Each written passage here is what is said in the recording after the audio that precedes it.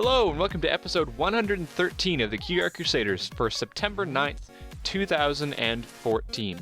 My name is Rainbow Plasma, I'm the organizer and this week's editor, and today I'm joined by... Burn to One, the special guest coordinator. I'm FlutterGuy317 and I am the media manager. And I'm Atmospark, I do the questions, the deviant art and stuff. Yay. Alright, so welcome back, guys. We are bringing you another interesting week this week as we bring a bit of change to the show, but something surprising happened just yesterday, didn't it, Joel? Oh, yeah. So, real late notice, I found out, like a day before, that there was a comic convention in Brisbane, Oz Comic Con. I don't know how many people went to it. I know at least one did. And yeah, me and Silver went to it. We ran into Lycan, who I don't think is in the chat because Australia time zones. The show airs at like 11 o'clock on a Wednesday morning for me, so I can never watch it, which is why I'm never there. Yeah. And neither can he because he's at work. But hi, Lycan, if you're watching this on YouTube. Yeah, for people who don't know, Lycan is a fan of the show. Yes. Yeah. not whatever the heck a Lycan is. But me and Silver got commissions from KDW for con badges, so we're walking around with those, and he recognized my OC from the show. So that's cool. That's cool. Awesome. And I know we definitely have some like dedicated Oz fans. We do. We have a couple of them down there. So shout out to you guys. It's really cool to have people from all over, different continents who watch the show and enjoy it. And I'll see those of you who are going at Sydney, because I'll be going there. I know Lycan's going there. I don't know who else is going there. When is that again? That isn't like this upcoming weekend? 27th of September. 27th of September. So when this airs on the 9th, it's still going to be like 2.5 weeks away. Yeah.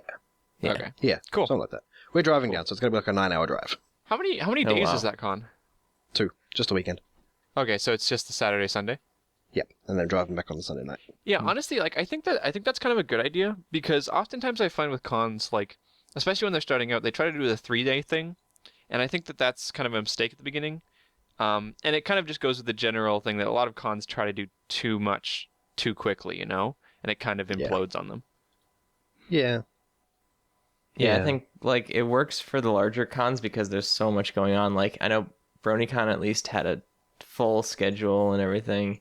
But then again, like Sydney is probably the major Australian pony convention. So. There was one at the start of the year, PonyCon, but I can't remember. There was a reason I couldn't go, but I can't remember what it was. And I don't know. I can't remember how successful that was also. But like how many people are going to Sydney? Like how many people were there last I have no idea.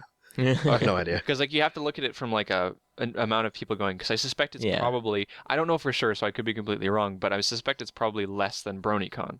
It's I would probably say less than the so. population. Yeah. So I mean, like in those cases, you have to be careful as a con, especially when you're starting out, not to like be like, okay, we're gonna do 3 days, and it's like, well, what do you fill in those 3 days with? It's like, and then all of a sudden you're on the hook for paying for 3 days for a convention center, and not that many people are going to go for the 3 days, and it becomes this financial nightmare, which is what we've seen with a couple of PonyCons. So it's nice to see that they're kind of being like, no, it's 2 days. We know we can handle 2 days. And then probably when they grow, they're probably going to expand it perhaps to 3 days. Mm-hmm. Yeah.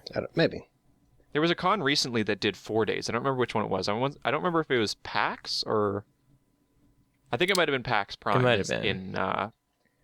In Seattle? PAX Prime or Gamescom in Germany. Yeah, one of those two, or both of them, I don't know. They did like a 4-day thing, but that's because they've done 3 days for years, and they know that, oh crap, we can't show everything on 3 days, we got to extend it, which is quite incredible that you can't show something in 3 days. I want to say it was Gamescom.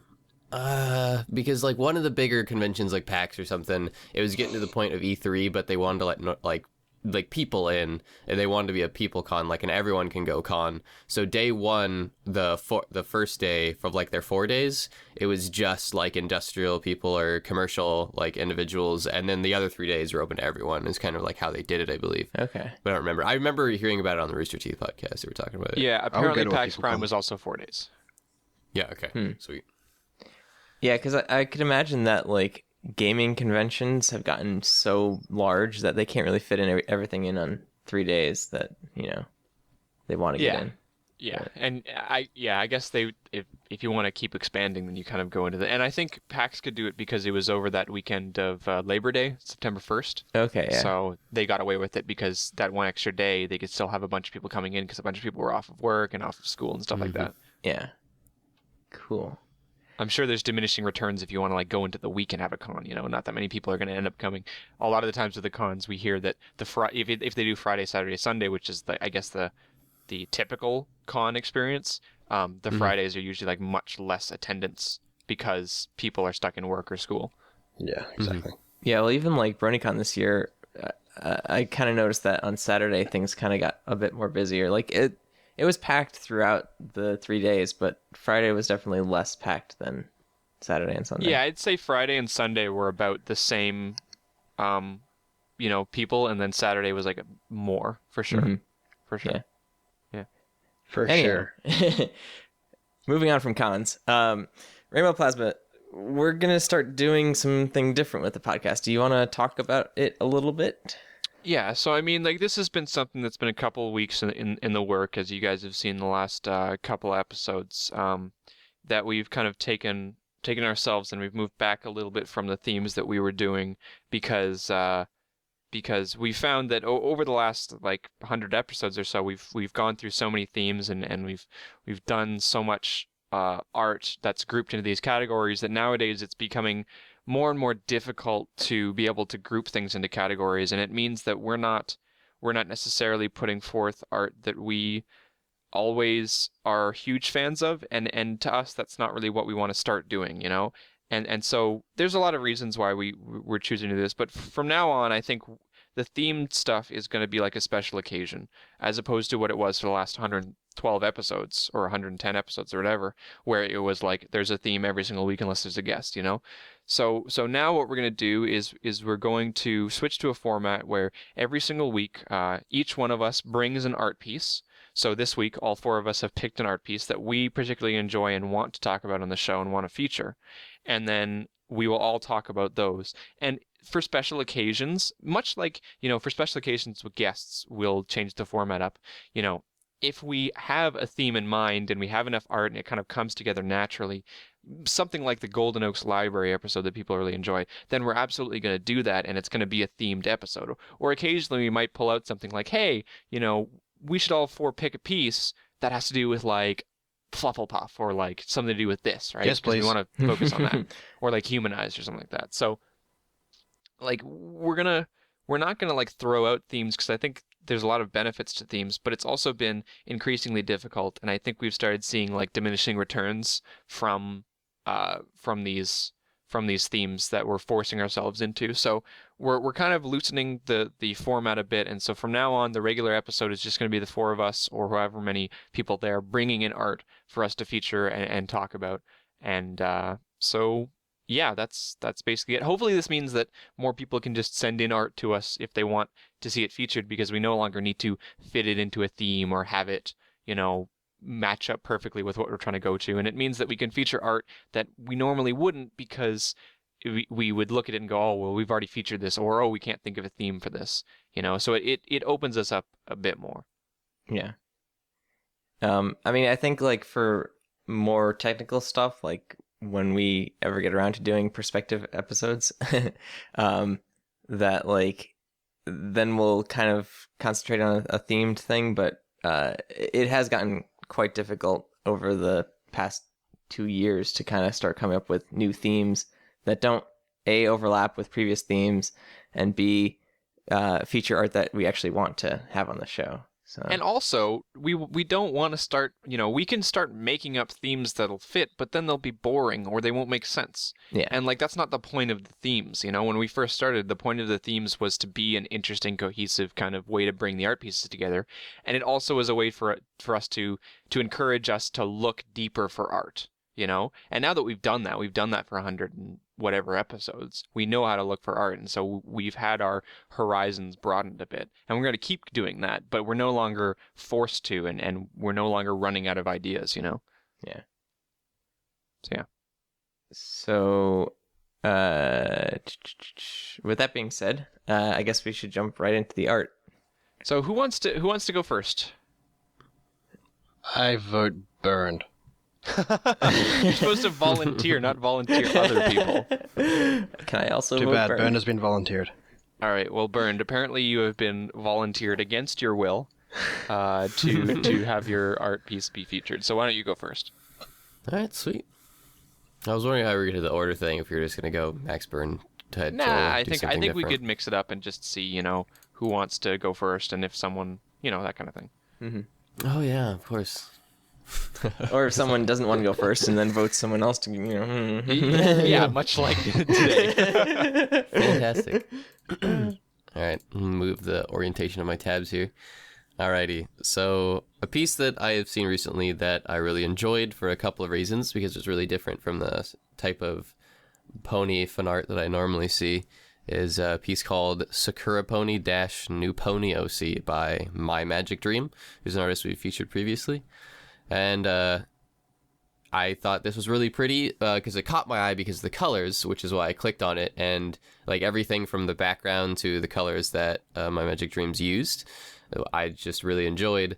And I actually had to look at it a little bit, and it doesn't say in the description, but it turns out that this was a sketch that My Magic Dream did in his sketchbook, which you can actually see in this picture. And then he took an extremely high quality picture with a very nice camera while he's sitting on his table in like really nice lighting, and then took that picture, put it into Photoshop, and then colored it.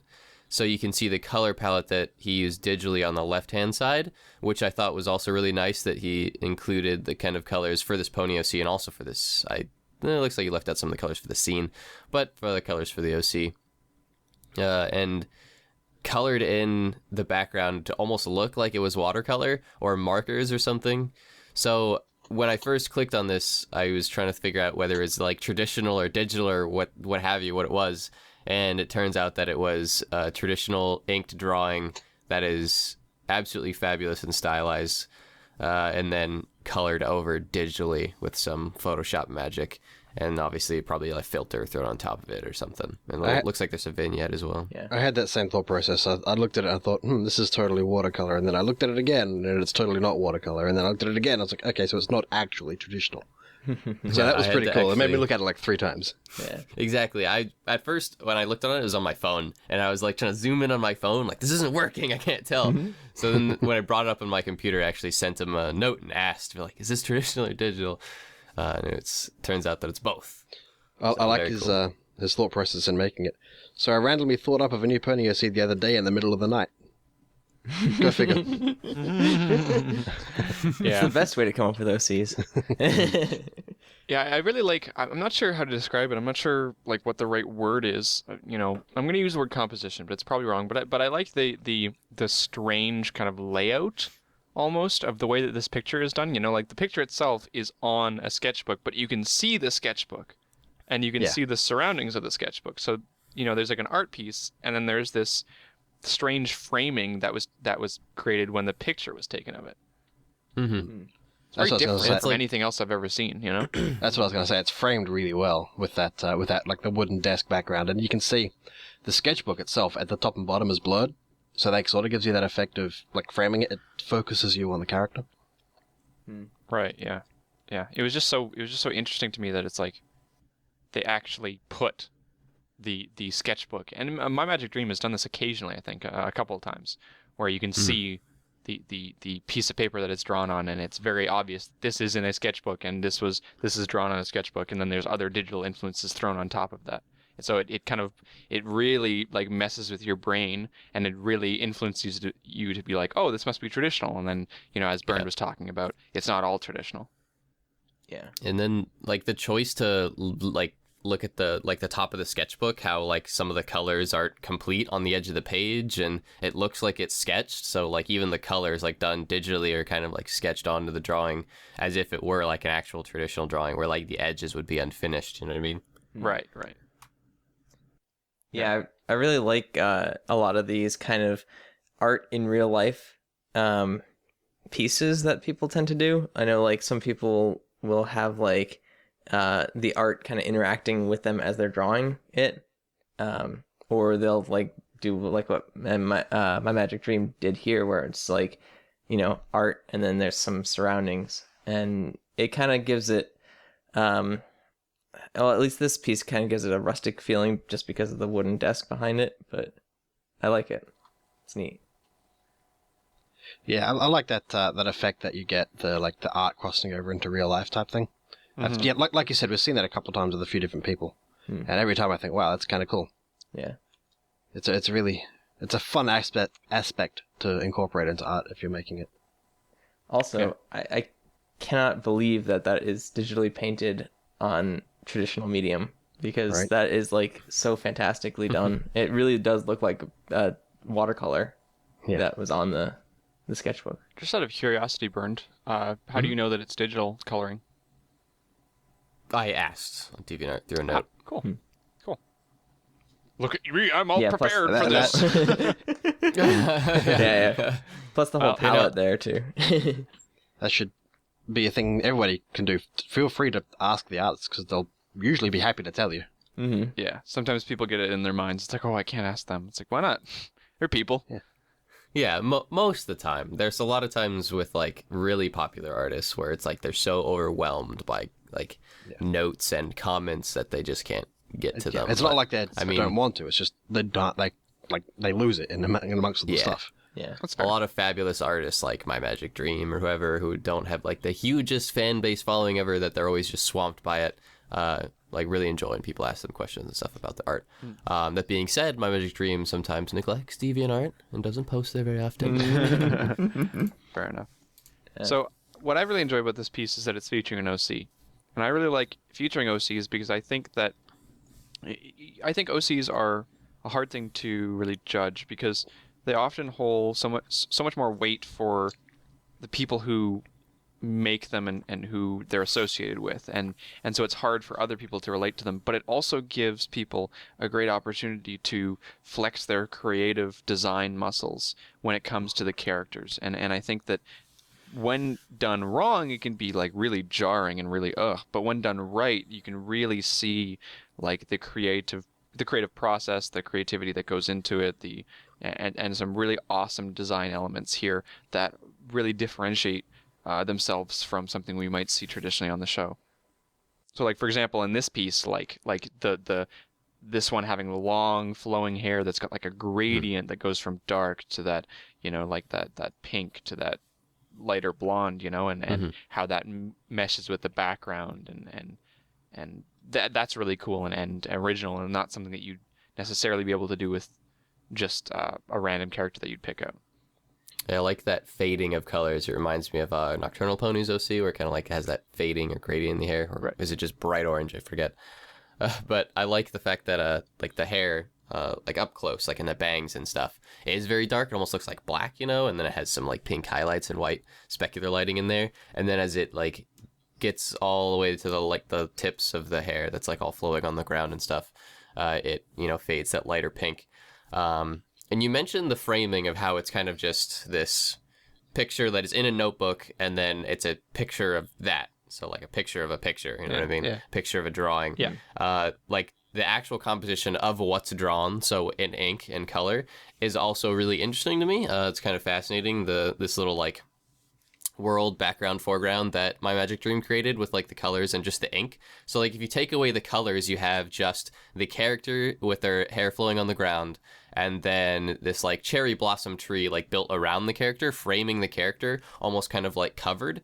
And then with the color, My Magic Dream is actually made like a background underneath the tree that almost to me looks to recede because of how the colors kind of shift, and they kind of create that horizontal area, like it's almost reflecting or going back. And so how My Magic Dream's chosen to leave these colors out, which I've been told are digital, but they look like they're like painted in watercolor, and like fade backwards, creates like a really cool sense of depth being behind the character.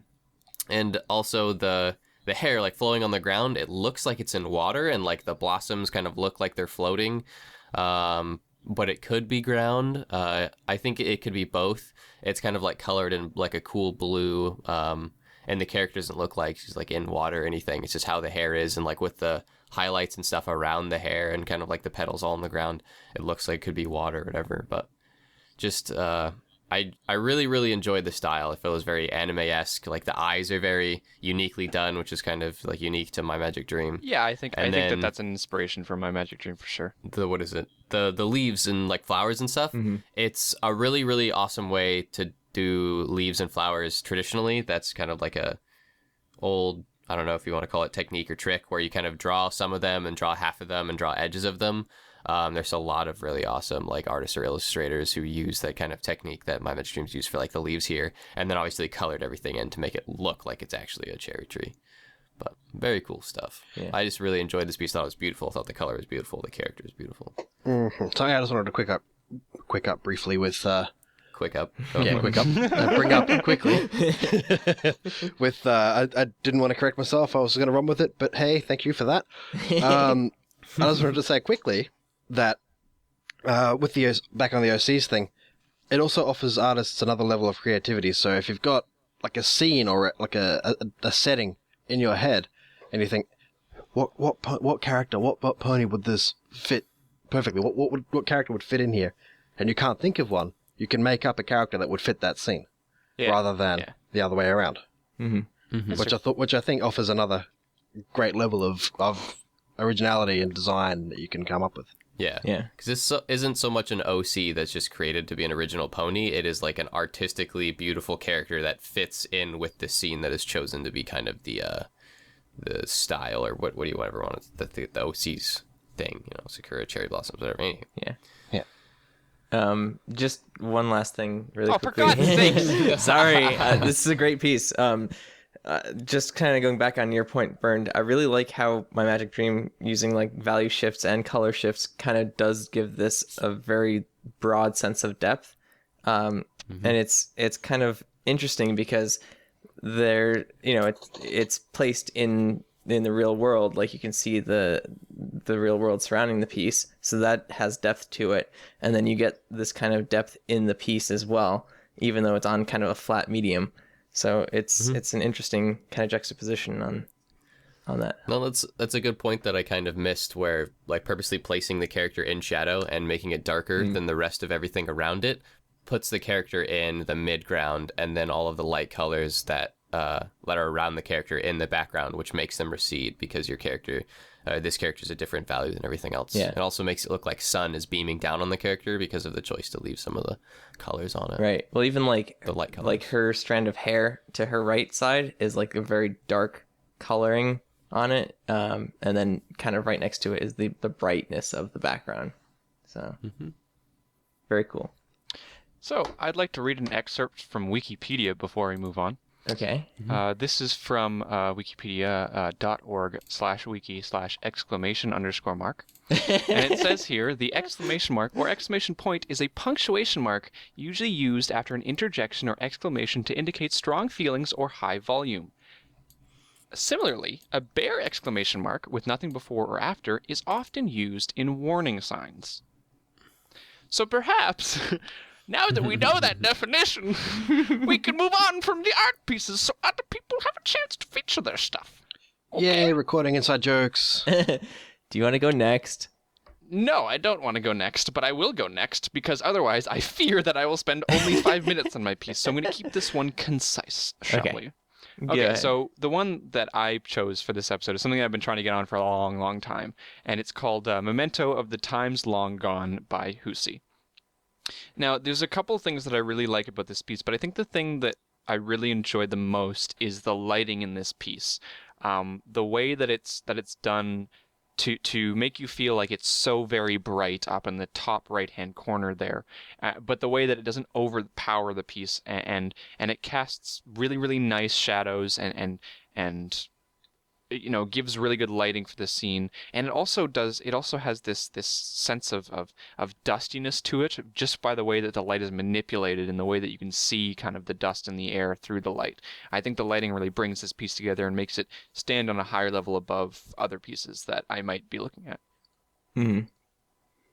Yeah, I really like I guess it's volumetric lighting that you get from like the dusty particles that so like these beams of light coming streaming in through the gaping hole in the ceiling and also through that window that's kind of against the far wall. It really gives it kind of a more cavernous atmosphere to it, I guess. And it kind of opens the piece up a bit. Really neat. Yeah, yeah. I also enjoy the kind of tattered banners. They look excellent in this piece. You know, they really have a lot of detail to them, and you can kind of almost like really feel the material by looking at it, and you can tell just how kind of worn away they are. I do like you kind of mentioned this with how like the lighting doesn't really overpower the rest of the piece, just like the where the exposure is set in the piece. Because if you look in the upper right corner, you can see like these silhouettes of birds flying, but obviously like it's very bright, it's very overexposed in the upper right corner. But because of that, the rest of the scene appears brighter and is normally exposed, and you can, you pick up the details and stuff like that inside. Also, I'm just a fan of Hoosie's art style in general, the whole painterly thing. So Right. good. Now, come on, Joel. You have to have something to say about this piece. I mean, come on. Look at the angle. Look at the camera. Yeah, I know. I do agree with that. I do like the false perspective in this one. Makes the like, even though the room is like half destroyed, there is no roof. It still looks huge because of the way that we're looking up from the ground behind the characters up towards like the sky. It makes the characters look bigger, but it also makes the room look bigger. Like it looks like it's further away than it actually is. And that's something that is quite well known. It's a big thing that happens. It's called false perspective, which I love. But it's not often well done like this in, I wouldn't say art, but in like My Little Pony art. It's not something that is, we see it every now and then, but it's not that common. Right. Which is probably why stuff like this sticks out to me, because it's so uncommon. Yeah. Yeah. I like the way that it makes the characters still feel small, even though technically they take up more than a quarter of the entire piece, Exactly. They still feel like they're just a part of this much larger room, and that's what the perspective kind of brings to the table there. Yeah. So if you looked at this, like if you flipped it sideways to where it should be, if you drew it without that false perspective, you wouldn't get the sense of bigness. It's not a word, but I'm using it. Bigness. Sense of bigness. Grandeur. You wouldn't get I that. don't think grandeur is it, but okay. Bigness. Grandeur Let's use works, bigness. Maybe I'm thinking of a different definition. Yeah. All right. See, what you'd get is you'd get these teeny tiny characters and a big room, or you'd get the big characters in the tiny room. You wouldn't get the big characters that you can see the detail of, as well as the sense of just emptiness and vastness of this space. Yeah. Yeah. And that's where false perspective comes in and is really cool when it's well done.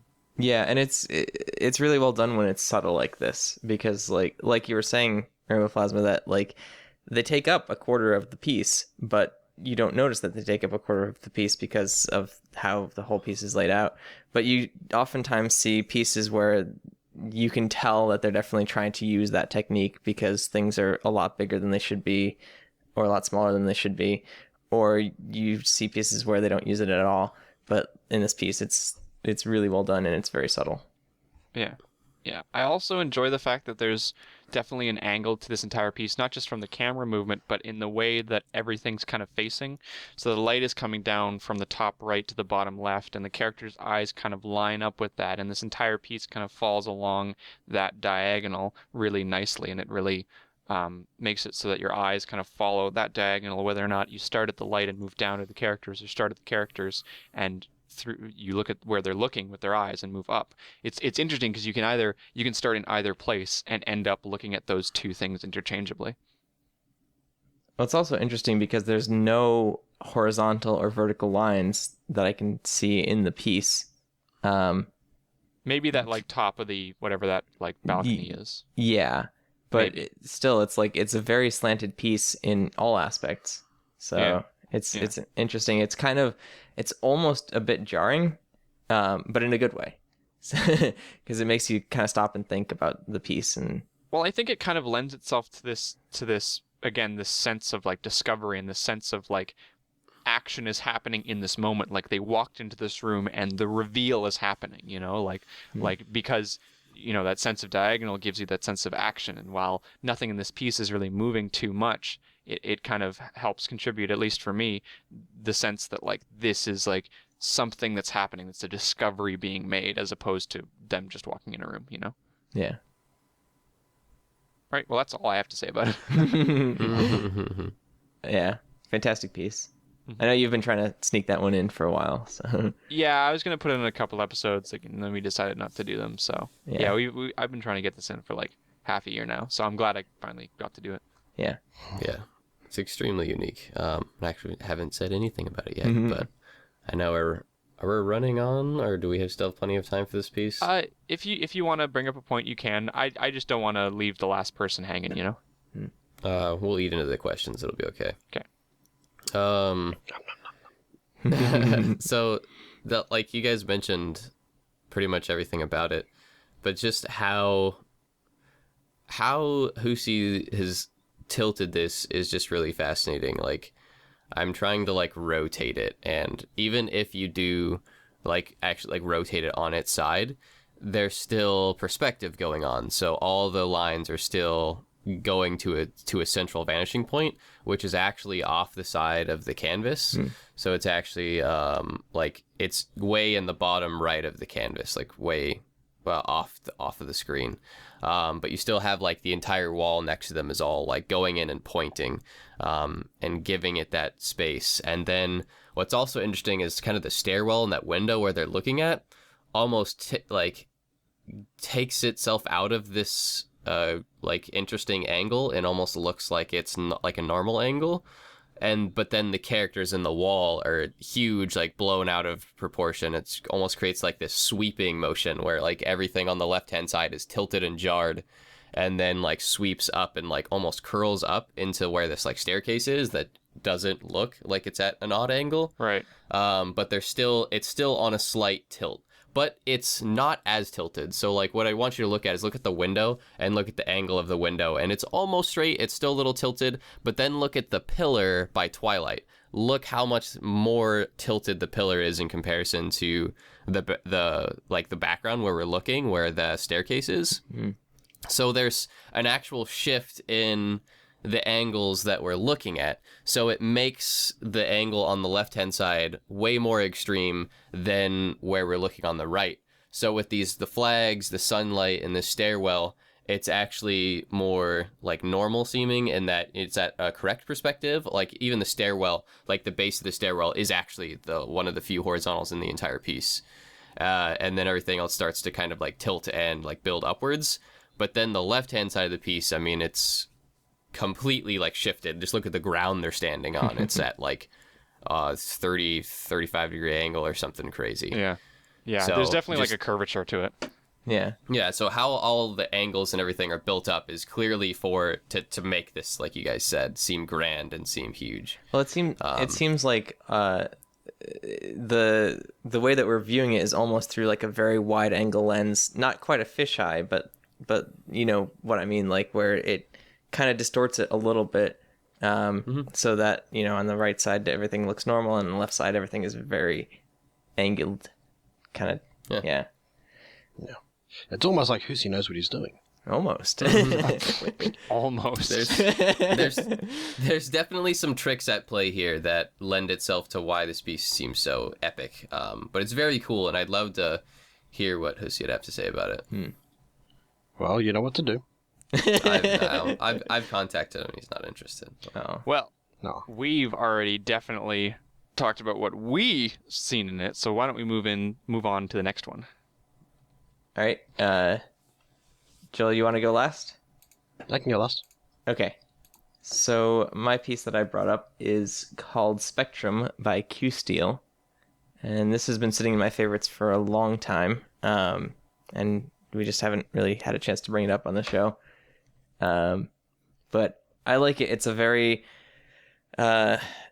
grandiose landscape piece that has some interesting atmosphere to it. There's lighting that I really enjoy. Actually, the artist Q Steel said that he got inspiration from Cosmic Unicorn stuff. So I can definitely see that in kind of the whole landscapiness of the piece. Right. Yeah. Yeah, I like the way that it's almost kind of cell shaded in a way. The rocks look kind of, I don't know how to describe it. They just look kind of cell shaded. I don't know any other word for it. But that's the one that comes to mind when I look at the rocks. Yeah, it's kind of an interesting mix of like hard shading and soft shading, and you get like these very bright highlights kind of towards the sunset. And then you don't really get that much of a shadow on the other side. But it is kind of an interesting mix of those different kinds of shadings. Mm-hmm. Yeah. I think one thing that really helps them, actually makes them pop out from the background and kind of gives them that cell shaded feel, is just that the solid amount of color that they are and also the value that they are. So they're all kind of this solid pinnacle of like a certain shade of colors, and then what is behind them is a different shade. So you have the kind of that sky going down into a gradient with the atmospheric perspective, everything else being kind of like faded into the background. It is a lot lighter than like the rocks in the foreground themselves, so they physically pop right there. Yeah. Because of just the shade that they are, so the value that they are, and also the fact that a lot of the things in the background, like the sky and then the mist at the bottom, they're complements. The sky is obviously like a blue, like a deep blue, and then it kind of shifts to the kind of orangey of the sky or whatever. But what's going on in the very background there with the atmospheric perspective, where the blue and the orange are mixing. When you mix two complements of blue and an orange, they kind of create a gray, so they kind of mute each other out. So the mist in the bottom of the piece isn't a direct gray. It's actually just a very like muted, duller color of blue or orange that makes it look like it's actually gray. Because if it was just all the color taken out of it, it wouldn't have as much of a reaction as it does against like the orange rocks. Yeah, and you can there's a little bit of tint there. Yeah, you can even see like there's kind of a shift in that too. Like if you look on the right hand side in the background, there's like the mist starts kind of on an orangey level, and it kind of transitions to a more blue gray. And I guess that might have been the technique that he used. I'm not really sure. Or it might have just been like going to a gray. I don't know. Right. Yeah. I definitely think like there's a conscious choice to be using complements of blue and orange in this piece, since since they do interact with each other so much. Yeah. You can even see it in the shading, the shadows on the rocks.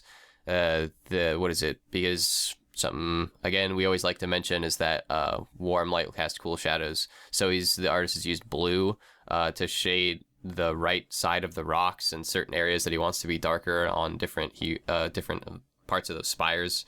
And when you put like a blue right on that kind of yellowy reddish orange, it's almost looks like it's starting to make it green. But point being, it is still like a complement of it. Right. Yeah. Right. Yeah. I'd like to read another excerpt from Wikipedia this week, if you don't mind. I'd like to read this from wikipedia.org/wiki/blorange. Yeah. And it says that Blorange, or sometimes the Blorange, is a prominent hill which overlooks the valley of the River Usk in Monmouthshire, southeast Wales.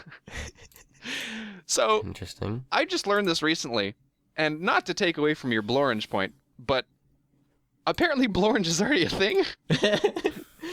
So I can't say that anymore, I guess, unless I'm talking about a hill. Because there can be more than one uses of a word. Like Blorange can be a place and still also mean something as a word or and it's also like spelt adjective. differently, because mine is Blorange Oh. and theirs is Blorenge.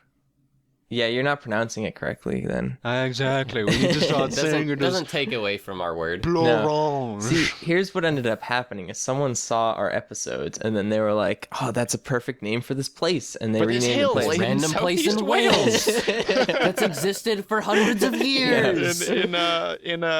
what does it say in Monmouthshire? Yeah. Which is like the Monmouthshire. most English word I've ever heard. And people in Wales are probably going to get really annoyed because I just said English as opposed to whatever Alright, the heck it's well- supposed to be. Yeah. Welsh. Sorry to offend people in Wales. the colonies or whatever, but forget the people in Wales. Let's talk more about this lovely horse piece. Okay, do you want me to actually bring up something I really enjoyed? Because I was trying to transition into something that I really thought was really cool, and it was the the little tiny rocks at the very front. Mm-hmm. Okay. But because of the scale of the piece and because they use a pony for scale, you can see kind of Pony for scale. more like how huge these rocks actually are, you know, because of the way that this piece is set. When you look at those little rocks, they don't look like little tiny rocks. Like I can imagine those as being quite big themselves, but then these other ones are then massive, you know. And so it really takes the scale and boosts it by like 100 times when you include these little ones down at the bottom and also a little Celestia there as kind of like a marker. Yeah. It's that juxtaposition. It's the placement of huge things next to little things and then going back and forth. And the fact the artist has chosen to include that atmospheric perspective has now made these huge things seem a lot larger by incorporating like the little things and like the little rocks. And it makes this piece seem ridiculously Why do you big. guys insist on saying that word wrong? What? Juxtaposition? Atmospheric. Oh, Emma Oh, Sparky. shut up! I'm not dealing with that this week. No, bad dog. Anywho, no, you in the description you did mention that this artist took a lot of inspiration from Cosmic Unicorn and was the art artist Makon.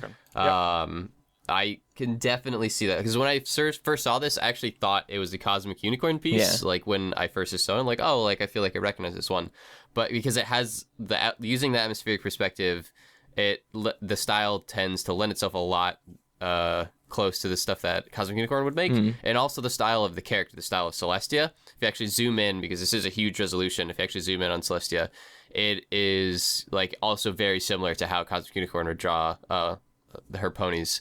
And if you actually go to Makon's gallery, he has a lot of pieces that use this huge scale with tiny figure. There's quite a few pieces in his gallery where it's like a giant, huge scene of mountains or a canyon or whatever, what have you, with a little tiny person, a little character. And so incorporating that little character that we can look at and associate with scale, and then including it in a landscape that is so vast, it instantly puts our mindset into, holy crap, this is huge. It instantly puts our brain into that mode. So like incorporating Celestia there is a huge tool that's made this seem so much bigger. Like if you get rid of Celestia and just have the rocks, you lose a huge sense of scale to how big this actually is, because this ledge you're standing on, like if you could be the viewer, that rock next to you could be as big as you are and you wouldn't know. Yeah. But as soon as you put Celestia there, it makes those pinnacles of rock seem so much bigger. Well, because you know how large she is supposed to be. Yeah, exactly. Yeah.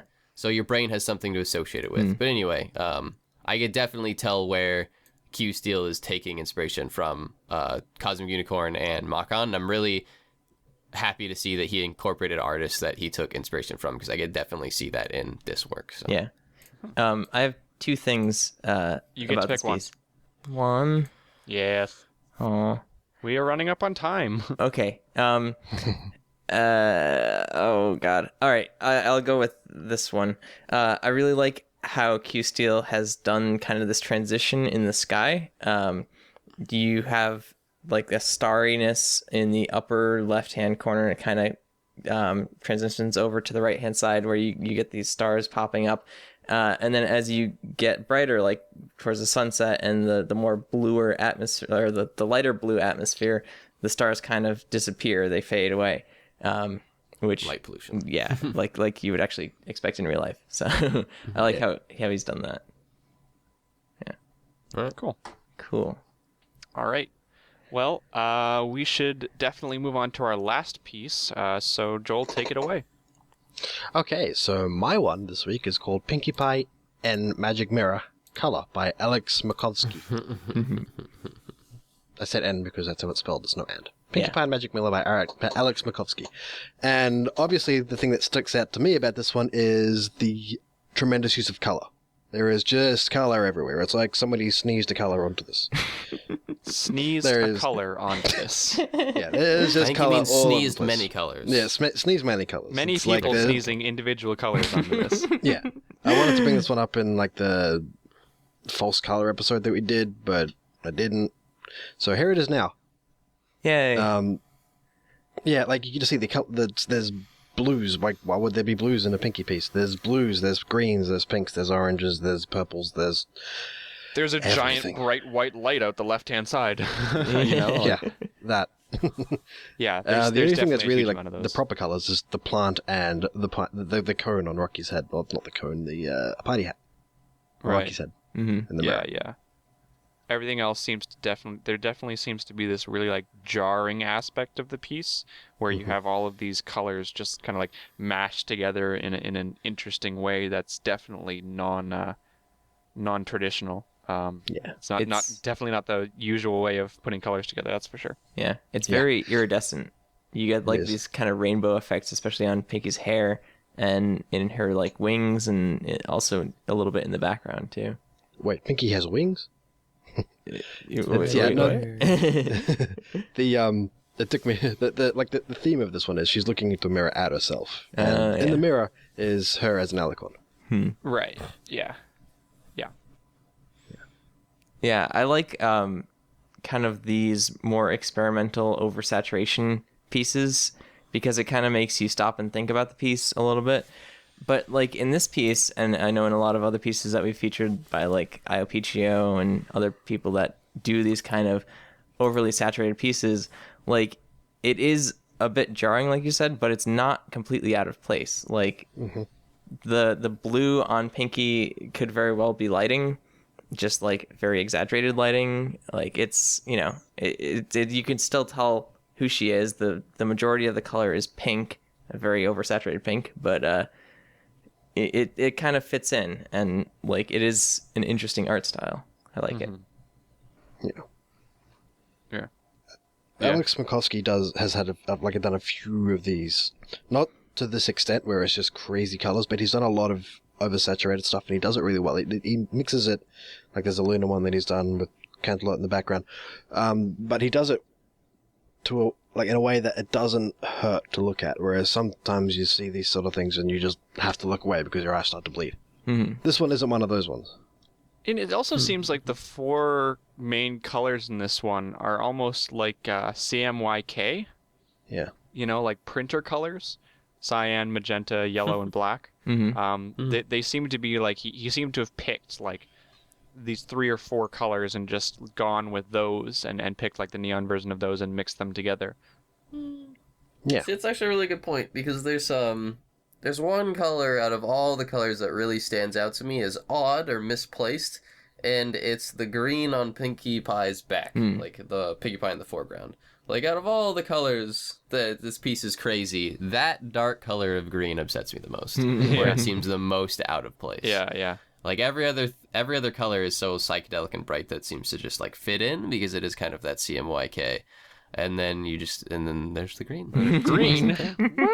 Yeah, and it's What are you also like doing kind of here, like green? a dull You're green drunk, that go home. fades out smoothly. It's to get you to think, Burned. Why, Alex Markovsky, do you tell him to do green? Yeah. And I think it's really important for artists to experiment with stuff like this in order to learn more about colors and how they interact, and in order to become more comfortable perhaps using some of these colors in your pieces. Maybe not always like this, but as highlights and as complements in a piece. I think it's a really good point. I think it's good for artists to experiment with stuff like this and see if you can take something crazy like this and actually make it visually appealing to where people enjoy looking at it. Like, clearly Joel brought it to this week for a reason, because he really likes it. So it's like, I really enjoy when artists do that. Like, I actually just got to talk with P to do something like that. And we talked with Xiao Shen about, it's not like putting a wall for himself with colors, like let himself go and use crazy colors. Yeah. So. Yeah. For sure. Yeah, I think a lot of artists kind of limit themselves in terms of what colors to use to kind of a more realistic palette. But I do like to see this kind of crazy experimentation, with all these different colors and the oversaturation, because it kind of takes it to an extreme, and you kind of have to be very careful with where you place colors and what you do with them if you're going to take it to that level to like get everything to fit together. And so I think it's kind of like, I don't know, it's like pushing your boundaries as an artist, and then you can kind of take it back from there a little bit. Yeah, and it's smart choices with the colors too. Like I still think this artist did a lot of has a lot of smart choices when like choosing to use what colors where. Like something I actually really enjoy is the cyan on like the bottom part of Pinkie Pie's ear, and then like her chest on the left, and then also you have on the Pinkie Pie in the mirror you have like that cyan again on like the bottom of the head, and then on the side of the body, and then it's covered up with pink. And I like that choice to be the cyan is almost like a reflective lighting in the room. You know what I mean? Yeah, especially because like if you look in the mirror, the background is mostly cyan, and there's a little bit of pink on the top. Yeah. Joel, do you want to kind of wrap up this piece? I think you guys have pretty much said everything. I've been wanting to feature this one for a long time. It's been one of my favorites for ages since we did that color episode because I found it then. And yeah, I'm happy I finally get to talk about it. Cool. So shall we move on to the questions then? So shall we? Alright, so 2 questions. First one is from late customer. It is, aliens threaten to destroy the Earth unless you 4 can doodle up an awesome pony art illustration and sell the aliens on why it's awesome. The rules, each one of you can only do one of the jobs and nothing more. Only one of you can do the pencils, only one of you can ink it, only one of you can color it, and only one of you will pitch it to the aliens. Who does what job? Ooh. So why don't we go around? Is anybody like right now, like this is the same process that I would use if we actually were doing this. Does anybody right now really, really want to do one thing in particular? Like they think they'd be really good at it. I would ink it.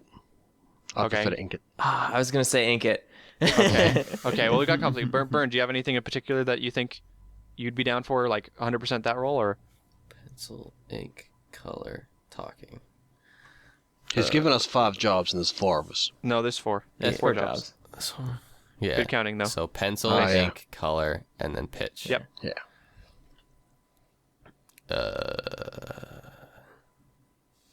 God, I don't know. All right. Well, while you think about it, Ted and Joel, Well, I you're mean, gonna have to decide between. it's like you got to pitch it, right? There's nothing I want to do, but like What do I you think think it'd be you'd be better good at, because though? like you and I are both smooth talkers, Right. Plasma. Right. So it's like one of us has clearly got to do the pitching. It can't be Joel or Ted. Come on, let's be honest. right. No, I think that's fair. Like, so it's like who's better at pitching? I feel like you would be better at pitching to aliens because like I don't know, you're more experienced can at speak just their language. pitching things.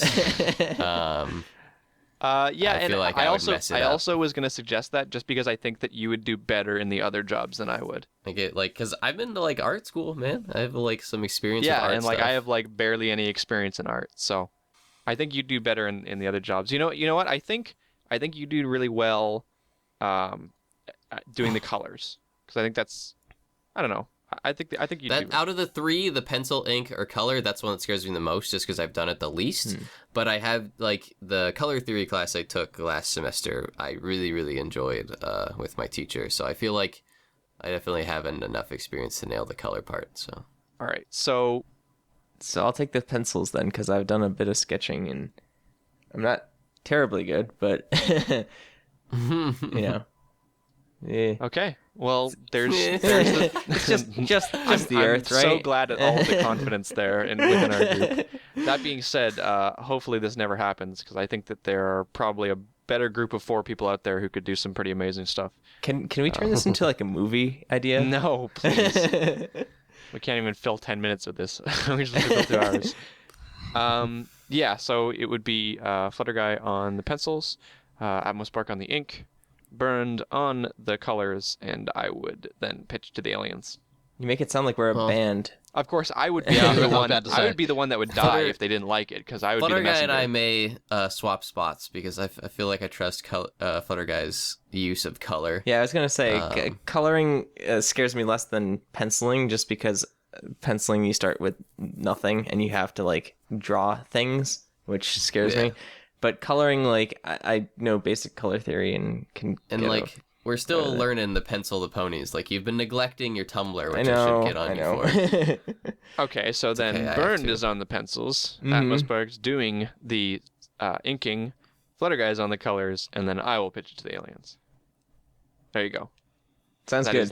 That's the 4 rules. Hasbro, that's our new movie idea. You know, if you want to contact us. For God's sakes. All right, so let's move on to the second question, which I'm going to run through. Right, so second question is, in which situations would you revisit a previous topic by Assassin Monkey? All right, so I'm going to answer this one on our own because technically we've already answered it this episode. Hey! Yay. In what situations would you revisit a previous topic? Not too many. We would have to have some pretty convincing evidence, which is one of the reasons why we chose to perhaps, branch off a little bit and move away from the themes a little bit so that we can revisit topics easier, I guess, and it's less pressure to revisit the topics, and so we can just bring stuff up when we want to bring it up. You want to know a topic I want to revisit? What? Crab battle? Luna. Just all the Luna. We always visit Luna, though. It's in every single episode. It's going to be a lot. There's going to be a lot of pieces coming up, I think. There are a lot of Luna pieces that There's are a lot new. of really, really good Luna pieces. So.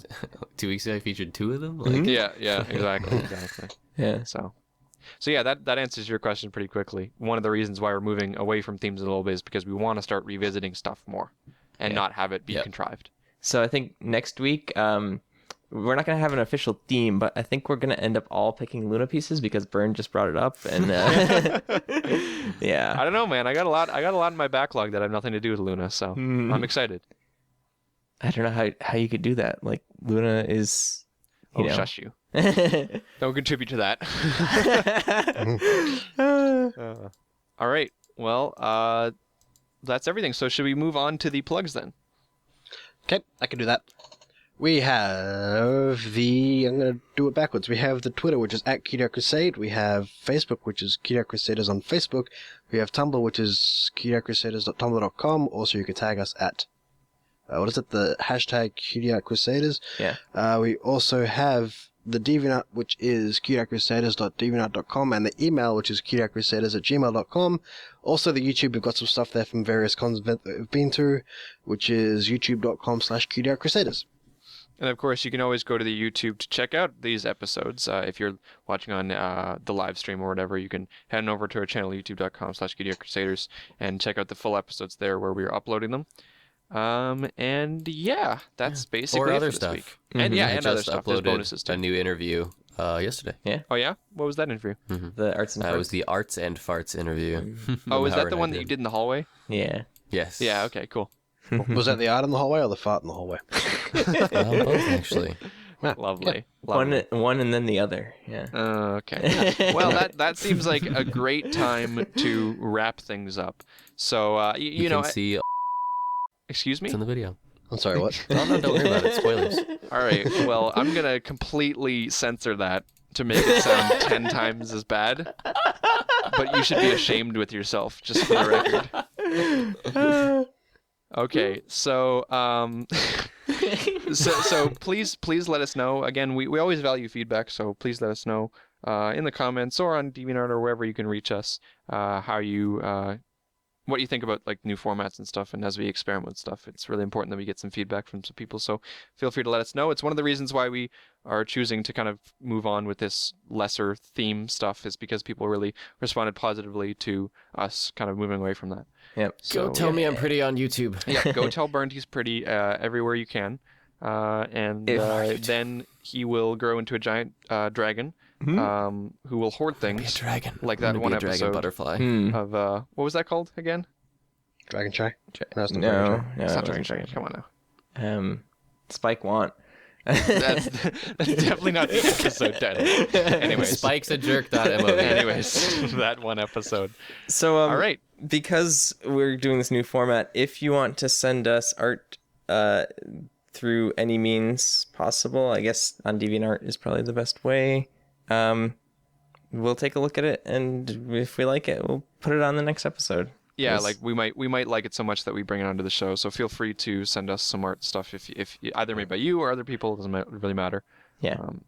Yeah. Because with the themes, it was kind of difficult to do that because we had to kind of Fit it in. So, yeah. Also, people watching this, I would appreciate if you would send me art that you would like me to critique or do a video critique on, because no one ever sent me more junk. Oh, I'll send you some junk. Yeah, sad day. All right. Well, that's everything for this week, guys. I hope you enjoyed watching. Whether or not you're on the live stream or on YouTube, we love you all the same. Stop whispering while I say it, Burned. You screw me up all the time.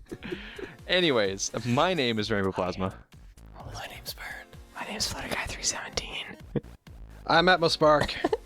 See, I hate all of you except for Atmospark. Joel, you're okay with me. You're on my good list. Both of you are on my naughty list. Yay! You're getting coal for Christmas this year. All right. Anyways, we'll see you guys next week. Bye. Love you! Bye. Love you all the same. Never mind, you're on my naughty list too.